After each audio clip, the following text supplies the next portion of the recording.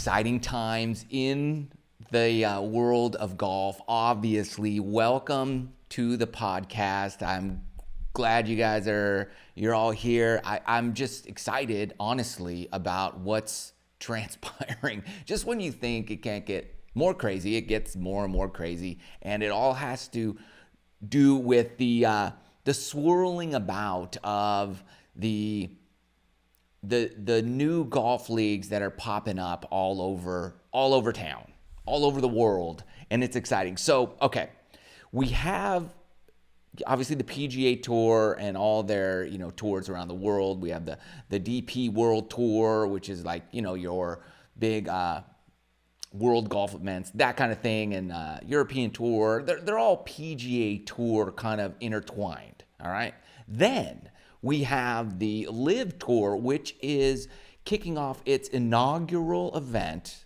here in London at the Centurion Club in June. So exciting.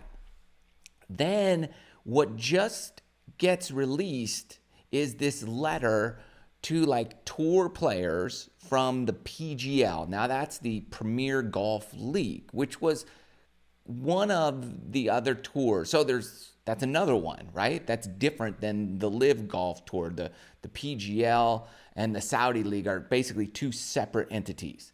And the PGL was going to be, their idea was 18 tournaments, 48 players in each field, like no cut again, 54 hole events, very similar to the LIV Tour, as well as team events inside of those tournaments. All right, great. So almost exactly what LIV Tour is doing is this PGL. Now, with the LIV Tour about to kick off here in June, and a lot of players have already requested special request permission to go and play. So there's going to be 48 players, right? And a number of PGA Tour players have already sent the request to the tour to be granted permission to go play in that June event in London. All right, fantastic. And then some other, like, rumor has it, like 80 players from the European Tour have done the same thing. So there's no shortage of players going after the LIV money, which is going to be like $4 million to the winner, and last place gets like 120 grand. So no matter which way you slice it, if you get in, you're going to make money. I mean, depending on how much money you spend on a weekly basis, traveling, stuff, house, expenses, caddy, cooks, chefs, trainers. I don't know. It depends what your spending spree is. Will determine how much you make. We know like Phil's going to play and a lot of other players. Okay, so the PGL sends this letter basically saying to all these tour players, hey, think about what you're doing, because if you sign on with us, then you're going to make like $20 million, and you're going to like have a $2 million like upfront bonus is kind of what they were saying. And they're estimating that their tour is going to reach a $10 billion with a B, $billion value. So they're basically incentivizing the tour players to sign on. It's kind of like your IPO, right? Your initial public offering, where you're going public, sort of, right? And if you sign on, you get basically that first IPO of stock options to you, and it's basically going to be valued at $20 million for you.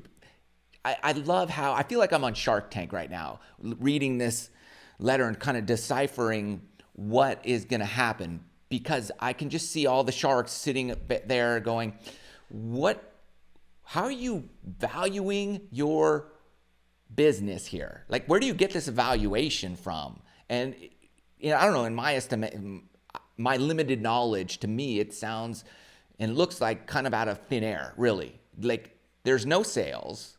There's really no product. You've never had an event. Who's backing it? Where's the money? Well, I don't really see anything other than a website, Premier Golf League. Go there, check it out. It's kind of like a generic website that has an idea. So I feel like somebody walked in Shark Tank with an idea of, hey, I've got this tour and I will give you 10% ownership for $20 million. So you give me 20, whatever. Like that's kind of what the feeling here is to me. And I don't know, I could be wrong. Maybe I'm just thinking about this differently, but it's the letter seems like you sign on with us and support us and come with us, and you're going to be guaranteed $2 million, and your stocks are going to be worth $20 million, and the entire tour is going to be worth $10 billion. It's better than anything else out there. And I guess you could kind of say whatever you want these days. Hey, it's going to be worth $1 gazillion. Yay, come with us. Oh, our tour is going to be worth I don't know, right? Quintillion dollars. You could say anything, but until you actually have something, then I don't know. I don't think I'd sign on with anybody. We know that LIV is launching their first event in June. Like it's on the date. They have their schedule. We know there's going to be 8 events. So I've got that. And that is the one that's happening. And so I think what happened here is that LIV is happening. So PGL was scrambling. They're like, oh no, what do we do now? Let's get this letter out there and try to stop people from going there and commit to us. That's what it seems like to me.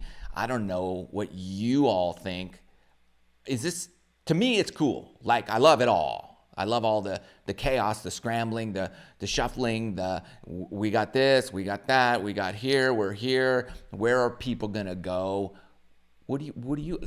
Are you going to watch?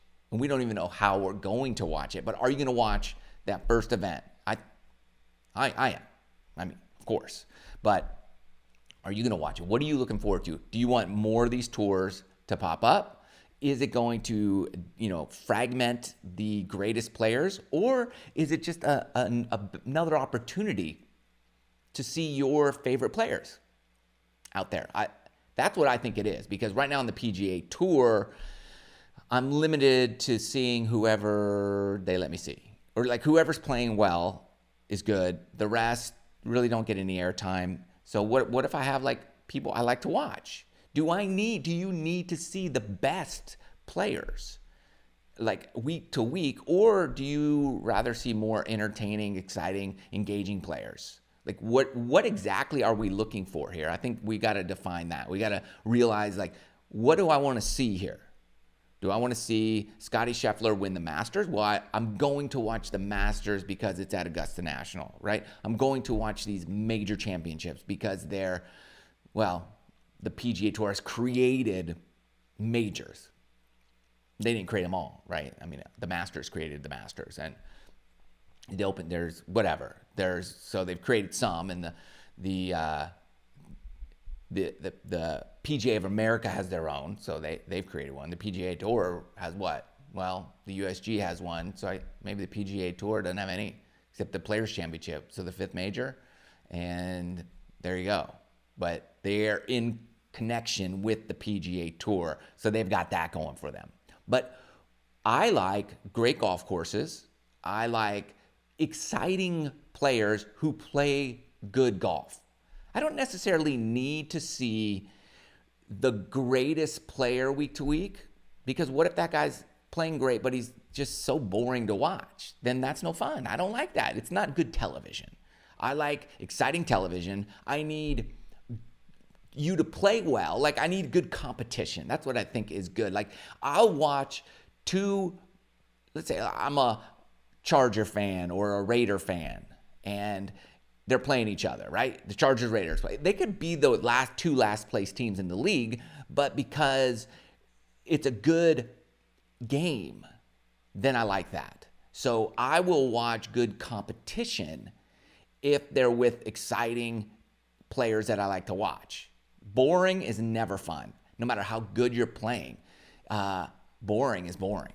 So you could be off, but the other guy could be off, and that's exciting. Like Ryder Cup, sometimes they don't even play that well, but it's exciting. So I just want exciting golf to watch with pretty good players. That's what I'm looking for. You let me know. What are you looking for? Let's get down to the nitty-gritty and figure that out, because then I think we can build around that and have a good time watching something exciting. Let me know your thoughts. Can't wait. It's exciting times.